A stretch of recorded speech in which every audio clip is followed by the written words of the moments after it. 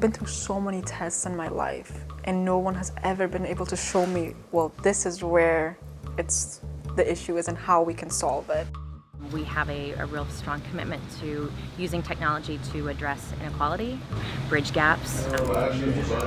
My mission in makeup is to make sure women of color are no longer challenged.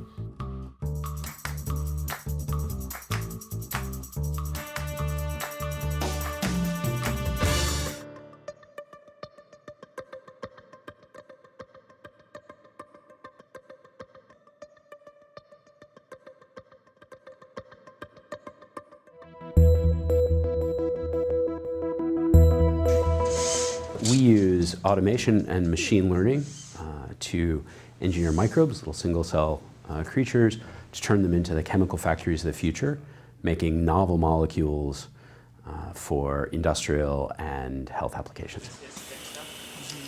Microbes exist in the real world. We'll modify them slightly to make more of the thing they make naturally, or maybe to make something new altogether. So it might be an adhesive that works inside the human body in a way that a glue that you might make conventionally can't. We can work to increase the effectiveness of crop protection agents, so herbicides, fungicides, those sorts of things. We can reduce the toxicity of agents that seem to work but actually cause other kinds of problems. What we're doing is we're searching the genome for the things that might work, and what machine learning does is it looks for patterns that a human wouldn't find. No, it for sure wouldn't have been possible 5, much less 10 years ago. The idea of storing information in DNA has been around for several decades. It's just that we hit upon an idea that makes it economically attractive to do it. We, as a society, are generating so much data with 5G wireless networks, Internet of Things, high-definition video, and just social media. So by the year 2025, we're going to generate a lot more data and a lot more useful data than we'll have the capacity to store.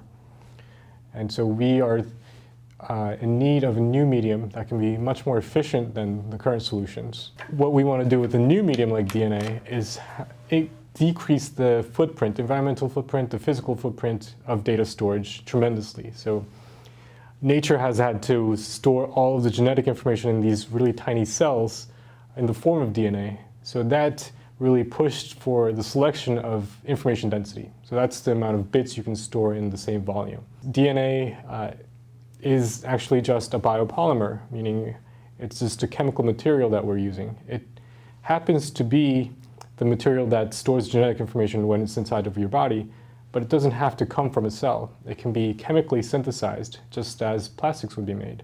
When we're manipulating, it's a liquid. It's a liquid solution that you move around to assemble different pieces of DNA. And then for storage, we would dry that down so that it's a powder in any tube that you were storing it in. You can have it last for thousands of years. So let's keep the theme going. What I'm interested in is cognitive neuroprosthetics. Can I literally jam something in your brain and make you smarter? How much you can think about, pay attention to, kind of mentally operate on at any given moment, we've actually found that we can increase that by about 15%. What you'd find is the kids with the greater working memory span might earn as much as a whole grade higher in school, 15 to 30% greater income throughout their lifetimes. There are groups and labs out there that have been able to show, for example, that in that funny hat kind, the non-invasive technologies, they can increase people's honesty.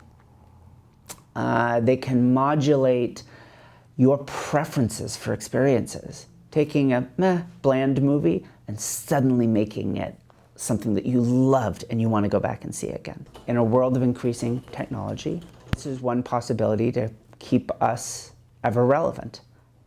Is to find the best of who we are and combine it with the best of what we can build.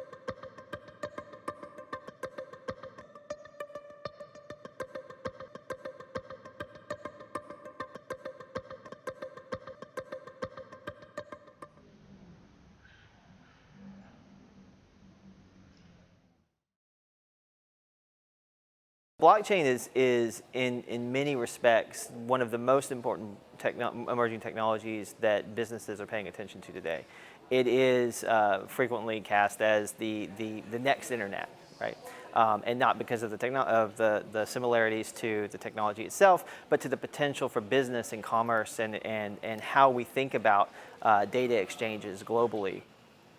So what we're doing is we're writing a piece of software that will leverage blockchain technology to make these records not able to be changed. So when somebody writes, "I'm Officer Bob, I picked this up off the ground on Tuesday," that will go somewhere where it can never be changed. And so you can't go back and rewrite that. So for example, let's say I pay to you, and then you pay to Sam, and then Sam pays to Carol, and then Carol pays to Bob. That entire history of transactions gets saved on this ledger that we call the blockchain. And every node, so basically every computer in the world that decides to participate in hosting this blockchain, basically stores a copy of this ledger. And because there are countless of computers around the world that are helping this network, there's no single point of failure. Imagine you have Twitter or a group chat or some other social network, and you have a bunch of people. Now say among that bunch of people you wanted to keep track of something, but for simplicity we'll call it like your group bucks. Instead of having a piece of paper or a coin that you actually trade around, what you do is you just know how much everyone else has. Okay, Sally has 2, Mindy has 5, and I have 5. And when you want to make a change, you just tell everyone else. So you say, "Hey everybody, I'm sending Bob $1." And everybody, okay, writes that down. And everyone keeps track of everyone else. You see exactly where the funds go to, from what organization, like from what wallet to what wallet. So there's every scenario where, let's say you donate some money, and you don't know how the agency is actually using your money, then if you were to apply that to the blockchain, you could exactly see where your money is going. So hopefully, we're going to start looking at more security aspects of how to secure that data, secure that money, secure that funding, secure that medical records, hopefully within the next couple of years. It's public accountability. And that's basically what blockchain does. That's exactly how Bitcoin works. It's everybody keeping track of everybody else, except everyone's a computer.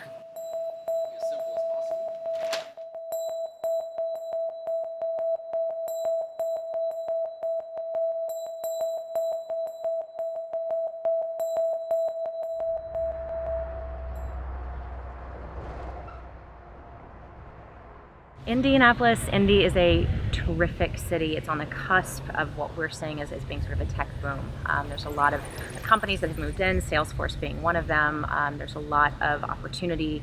There's a lot of hunger amongst those people that live in Indy, but also across the state to get into technological fields, to become developers and coders. For Indianapolis proper to be successful, we have to have the world's best coders and engineers, and they have to have the right type of experience. And let me tell you, the big universities used to train for that. They don't train for it today. We are really a great city. We have so much to offer that very often people don't know until they come here. We also have a lot of talent opportunities here. So many strong universities in the city of Indianapolis. And then right next door we have Purdue University, Indiana University, Rose-Hulman, Notre Dame, ISU. So the talent is very close as well as within the city. So it's really a great, energetic place. The thing that I have come to appreciate about Kinsey Academy is the approach and the style is very Silicon Valley, but it's not, it's Midwest. Kinsey Academy is really addressing a gap that we saw in Indy that is providing a different form of education that can put more senior developers into the market more quickly. After I graduate Kinsey, I hope to take my skills and apply them in some type of healthcare discipline. I learned about Kinsey and I really liked their idea, and the main thing which attracted is project-based learning, where you do live projects, you work on live projects and you get that experience. We have really seen the role that technology has played in both accelerating certain communities and sort of decelerating other communities. And I think we have a real strong commitment to using technology to address inequality, using technology to bridge gaps. I think we've seen in the recent history of our country here that there is disparity, there is division, and really ultimately what Kenzie Academy is doing is trying to provide tech-forward education to communities that don't currently have access to it. 7 can come with me. I want to know if there's something wrong with my brain. And I battled a lot of depression and anxiety growing up, so I want to see it. I was told I had a chemical imbalance. I was told a couple of different things. I'm kind of excited to see what it actually is.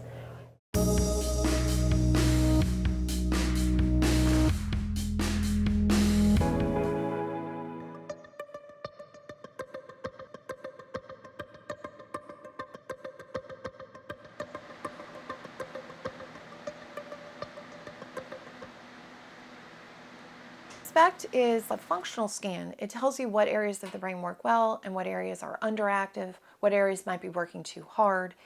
If you had a CT scan or an X-ray or an MRI, those are just snapshots. They're just like a quick picture of the anatomy, whether it be of the brain or the arm or the leg, and you have no good, clear idea of how that part of that imaging or how that part of the body is working. A CT scan of someone who's alive looks like the same CT scan if you do it on someone who's dead. So that's kind of a way to look at it, is the functional MRI or the functional SPECT scan tells you more about what is working well and what isn't. My name is Wendy, and I will be doing your brain scans while you're here at the Amen Clinic. Today we're going to do the concentration scan. I had a lot of issues that I was never properly diagnosed. I had seizures for a long time that randomly stopped when I came to the United States. So I want to know if there's something wrong with my brain. And I battled a lot of depression and anxiety growing up. So I want to see it. I was told I had a chemical imbalance. I was told a couple of different things. I'm kind of excited to see what it actually is. We are one of the only fields that doesn't actually look at the organ that we're treating. Meaning if you were to go to a cardiologist, they're going to do an EKG or they're going to do an image of your heart. They're going to do an echo. And if you were to go to a surgeon, they're going to do an X-ray or a CAT scan.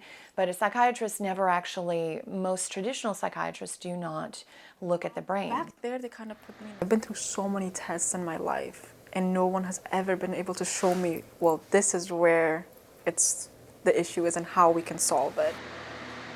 Some people who have depression have had a terrible brain injury that hasn't been diagnosed. Some people with depression have been exposed to toxins or chemicals that haven't been picked up yet. You can see this is what we're looking at on the outside of the brain. So this is just the cortex. You can see each picture is the same brain, just looking from different angles.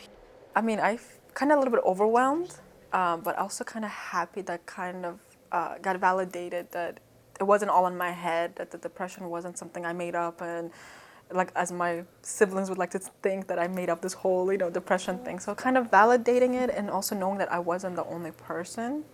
So the fact that I have this route of going naturally is what very made me happy in a way, that I have other options versus her saying, well, your only option to survive is Zoloft, like how my doctor pretty much sold it to me when I was younger. That was pretty exciting, and knowing that my other parts of my brain are healthy. I think I was nervous seeing what else I could have, the bumps and the holes, but I didn't have any of that, so that was pretty interesting. And it's interesting how they do it. The academic field still sees it as a kind of a research tool rather than a clinical tool. We grab that. You can go ahead and get up. I didn't move or anything, right? No, you didn't. I've already checked to make sure.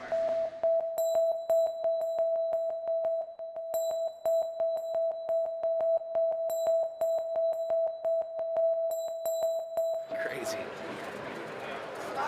Our company makes technology that makes fitness fun. I am the marketing associate at Blue Goji here in Austin, Texas. We have been making VR games that make you move, so what we call active VR. We have our Infinity treadmill that pairs with a VR headset. Was pretty cool. I think I did exercise in 3 minutes. You have much more motivation to actually get running and do something. That pushes your limits a little bit. Not just for 20 minutes running in a boring treadmill.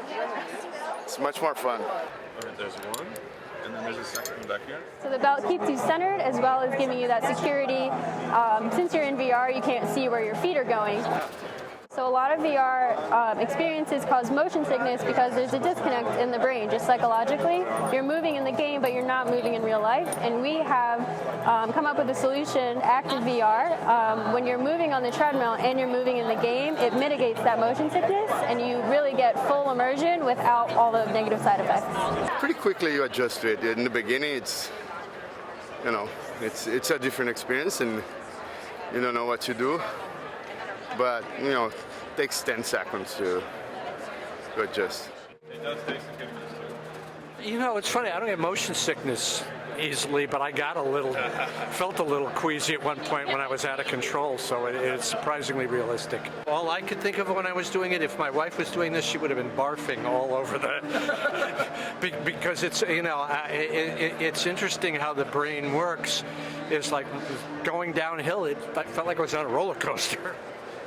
There's a bit of a learning curve for VR in general. I believe that the first time you do it is definitely going to be the most disorienting time, and then the more you do it, the more you get used to it, and there's a bit of a transition between going from the real world into the virtual world, and it just kind of takes a second for your brain to adjust to that.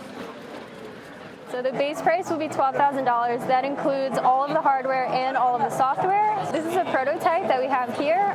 It'll be ready officially early 2019, and we are in talks with high-end gyms, VR arcades, as well as rehabilitation centers and physical therapy centers. It's a lot more fun than a regular treadmill.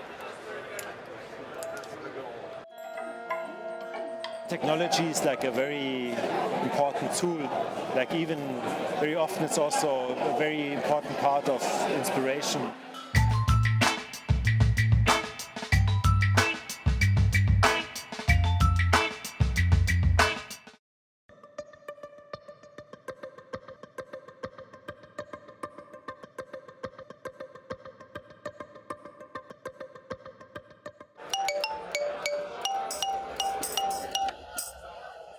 Hello, my name is Niklas Sierig. I'm from Germany.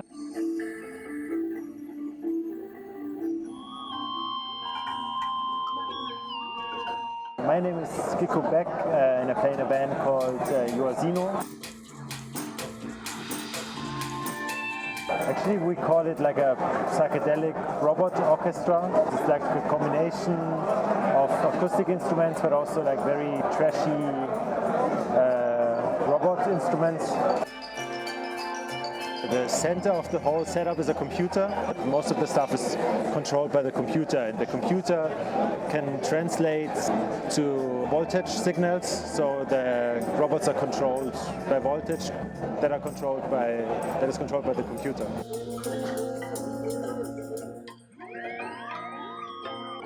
We are two drummers, but in this setup we mostly play keyboards and synthesizers.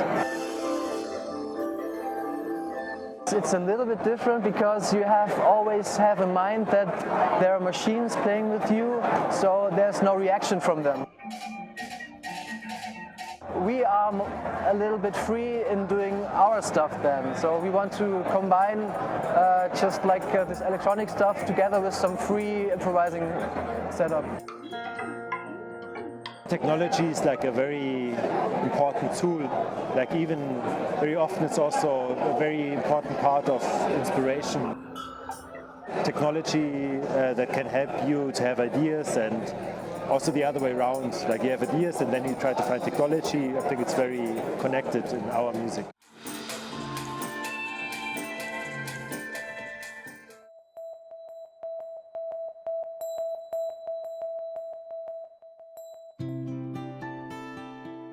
I am so fortunate to be a scientist because in order for you to have beauty, you need to have science. In order for beauty to exist, science is at the core of that.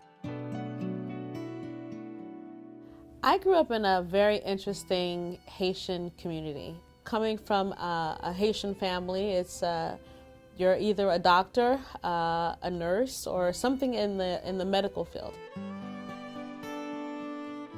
I started at LOreal in 1999. I started off as a chemist working on mascaras. a great opportunity to learn and to go even further into cosmetics. Historically, women of color have been challenged on finding foundation shades. My mission in makeup is to make sure that women are no longer challenged. So when we had the opportunity to embrace this challenge, we took it, I guess, by the horns and created a strategy to fix the problem. So in order for us to understand the colors that make up the skin, we had to use basically a camera. And this camera, instead of giving us an image, gives us numbers, and those numbers translates to the color in the skin. We had the opportunity to travel across the U.S. to different regions of the U.S., as well as internationally, such as South Africa, to gather skin tone measurements to make sure that the shades that we were creating were suitable for a large range of skin tones.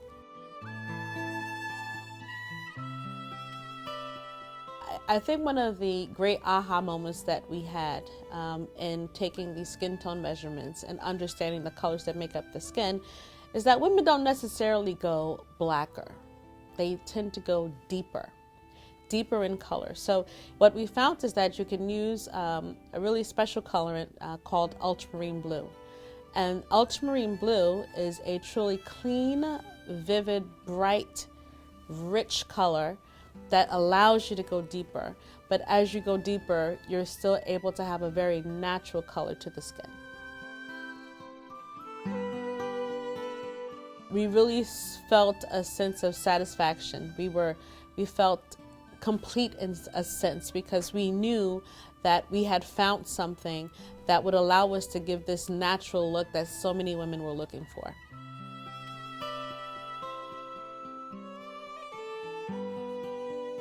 If I was stranded on a deserted island, I need lip gloss. I need for my lips to have a beautiful layer of protection and moisture. That is my go-to. If I have to have anything in the world, it's lip gloss. What makes me smile is knowing that I'm putting a smile onto someone else's face. When I get a sense of the women that I touch and hearing feedback from them and hearing how the work that we're doing impacts others in a positive way, it's what gets me up in the morning. It's what drives me. It's what I find to be the best thing of my day.